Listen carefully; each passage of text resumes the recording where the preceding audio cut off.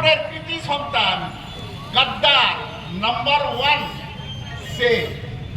যেমন আমি মানিকদাকে বললাম, মানিকদাকে ফেসবুকে খিস্তি মেরে উদম খিস্তি মারা হয় মানিক মোল্লা নামে, সে বলে মমতাজ বেগম, সে বলে ফুপু খালা মমতাজ বেগম। ভাবতে পারেন মানে সে সিধাসিধি, সে কয়েকদিন আগে বলছে মুসলমানদের ভোট বকরমে বলে দিয়েছে। মুসলমানদেরকে এত চালানো কি? মুসলমান সংগঠন থাকার দরকার কি? সংখ্যালঘু মোর্চা থাকার কি দরকার আছে? আমরা এ বিচারিতা করতে পারি না, একেবারে সরাসরি হিন্দু মুসলমান পাই।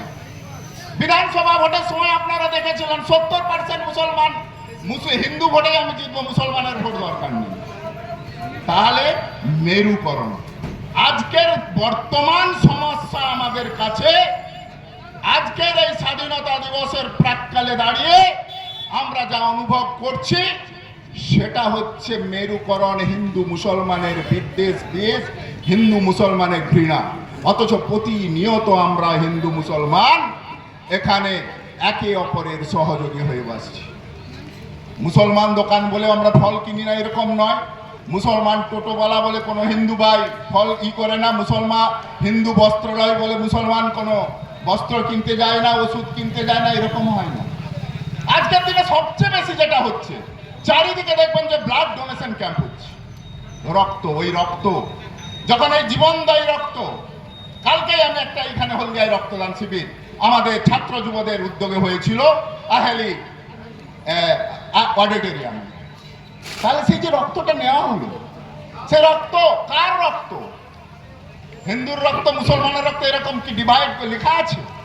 না, হিন্দু অসুস্থ হলে বলবে যে না না ওই রক্ত দাও, আমাকে পিওর সনাতনী রক্ত চাই, হিন্দু রক্ত চাই।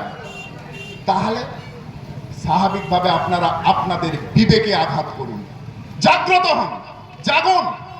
এই ভারতবর্ষে বৈচিত্র্যের মধ্যে ঐক্য, এটাই বিরাজিত সত্য, এটাই বৈশিষ্ট্য।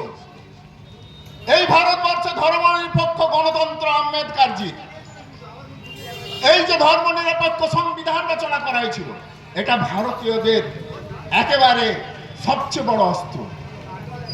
আজকে যারা শাসন ব্যবস্থায়, যারা আজকে পতাকা তুলছে রমরমিয়ে, ফোন খুললে কণ্ঠস্বর পাওয়া যাচ্ছে স্বাধীনতা নিয়ে, সেই আরএসএস, সেই বিজেপি একটাও নেতা তারা নাম বলুক দেশের স্বাধীনতা আন্দোলনে তাদের কোনো একটা ভূমিকা ছিল, বরঞ্চ উল্টোটাই ছিল। তারা ইংরেজদের গোলামিকে মেনে নিয়েছিল, ইংরেজদের ফালতু কুত্তায় পরিণত হয়েছিল।